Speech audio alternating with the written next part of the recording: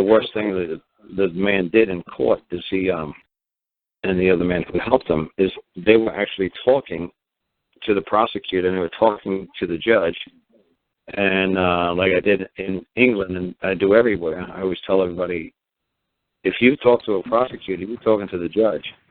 And this is a legal matter, then you're a legal person as well. Just like if I was over in China and they were talking to me in Chinese, I'd obviously be looking like I was lost, like I was in outer space. And it would make no sense to me. So when these people went to court today, they just jumped in with both feet and started talking like little Susie chatterboxes and trying to say that they don't understand legalese and they don't, they're not a legal person. And the judge asks them a very simple legal question. He's not going to tell you, oh, I have a legal question for you. He'll just say, sit down. And you sit down.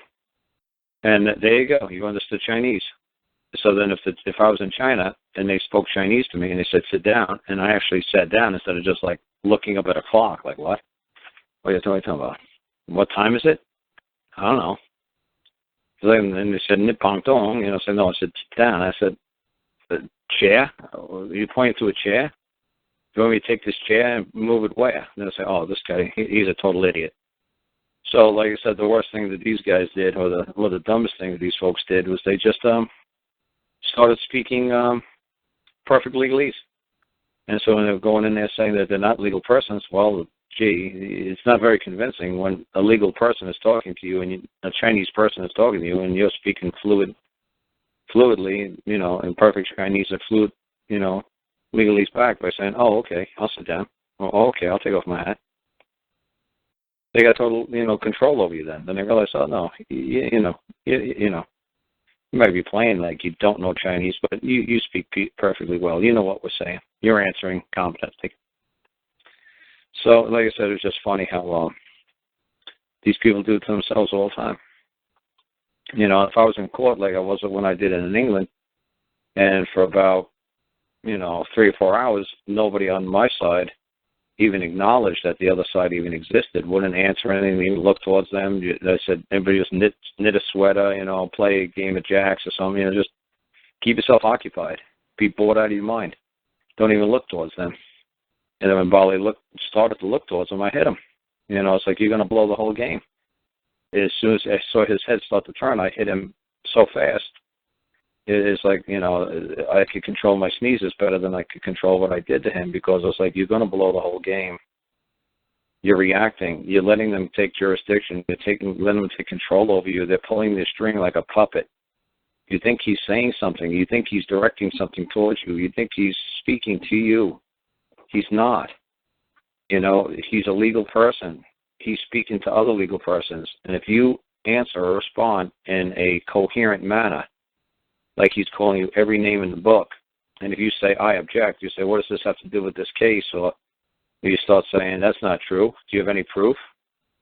You answer in any manner in which sounds a competent answer to that, and they see that they have control over you. The same thing like you saying about like international treaties. I couldn't care less what my public servants do. I couldn't care less what they do to keep the machines running. I don't care.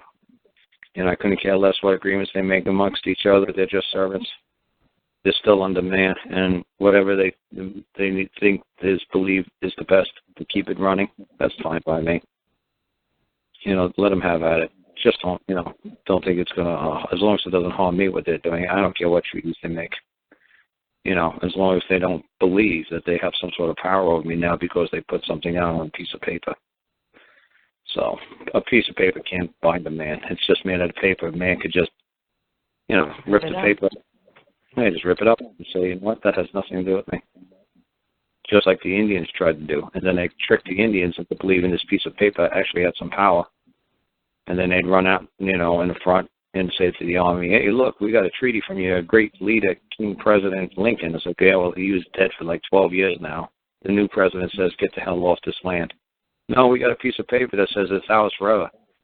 Yeah, well, there's a new piece of paper that says get the hell out of here. Not get the hell out of here.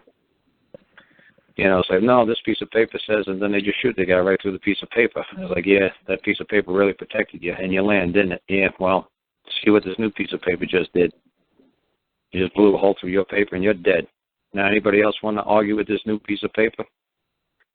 And it's pretty sick. You know, it's just a piece of paper. You know, if you believe it's got some sort of power over you, well, God bless you.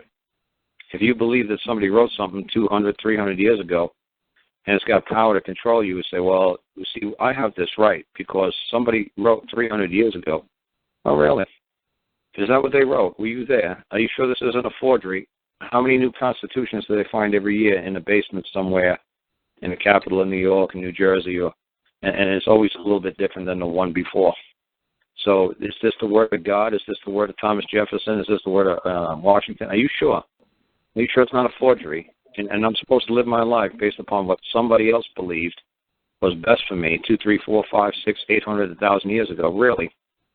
And I don't have a mind of my own, and I'm going to run back and throw a piece of paper at you and say, well, he said I could do this. He who? Oh, Washington said, oh, really? He said you could do it. Well, where? It's written right here. Yeah, well, you know what? You know, great. Who cares? What are you going to do? Sue me? Because I'm not doing what Washington said you could do? I don't care what Washington said. I don't care what Jefferson said. What do I care? You know, I got the gun. I'm going to make the rules. So a piece of paper is a joke.